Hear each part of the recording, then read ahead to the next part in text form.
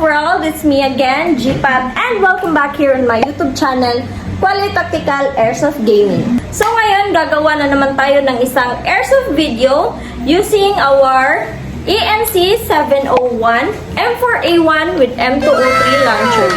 So yung ating gagawin ngayon guys is iti-test fire natin ang impact ng ating M203 launcher using 4 different targets. 4 different targets. Oh my God! So if you could still remember guys, I already made a video of this on my previous YouTube videos. So today, we're gonna make another airsoft video about this, but only for our M203 launcher.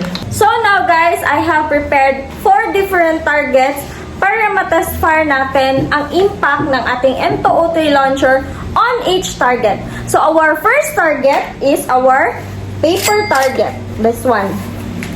So ganito po siya kanipis. And our second target is another paper target but a little thicker than our first target.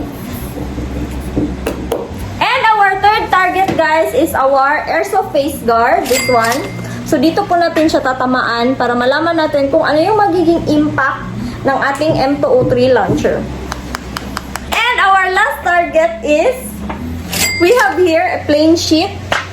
This one, so sound check. So this is very important guys. We're gonna use our goggles to protect our eyes. So now guys, let's go and shoot our first target, our paper target, using our ENC 701 with our M203 launcher.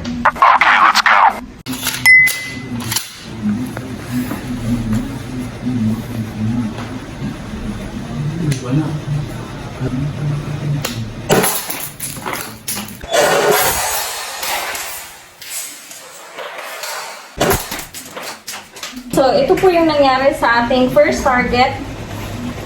Ayan. Meron po siyang mga several hits. 1, 2, 3, 4, 5. And another light hit here. Ayan. So, let's move on with our second target. Our second shot.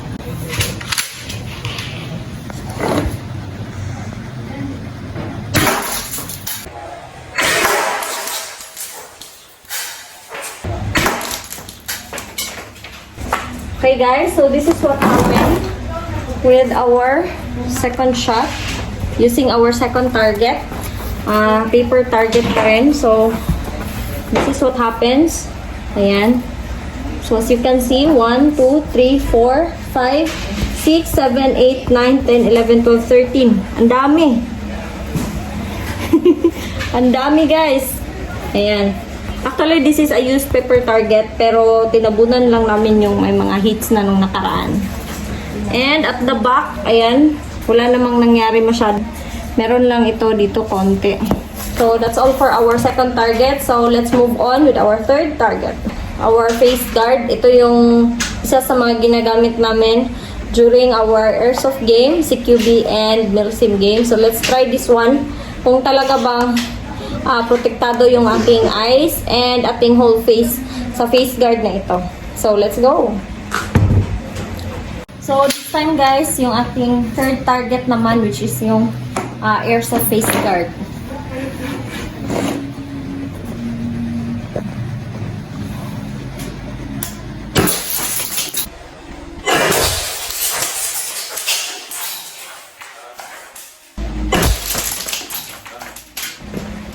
And ayan guys, yung ating hit para sa ating third target.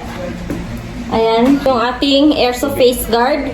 So, as I observe, wala naman pong dents or cracks na nangyari. Ayan.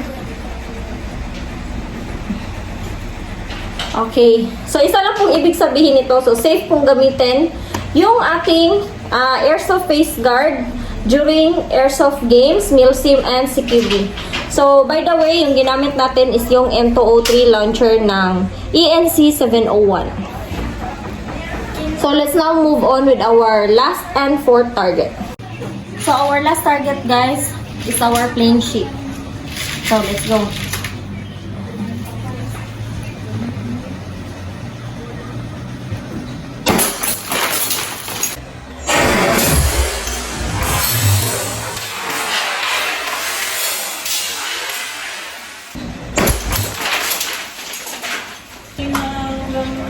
So, this is our last shot for our last target, the plain sheet. So, ito po yung nangyari. May dalawang dents lang po. Ayan. 1 and 2. Meron din dito. 3. Tatlo pala. Ayan. So, may mga konting dents lang. Pero overall, wala pong nangyaring worst sa ating plain sheet. So, same with our target number 3. So, hindi din nabasag yung ating glass kanina. So, again, that is ENC 701 M4A1 with M203 launcher. And that's all for our ENC 701 M4A1 with M203 launcher impact test. So, isa lang yung masasabi ko, guys. Friendly rifle pa rin at harmless yung ating mga ENC 701 M4A1 with M203 launcher.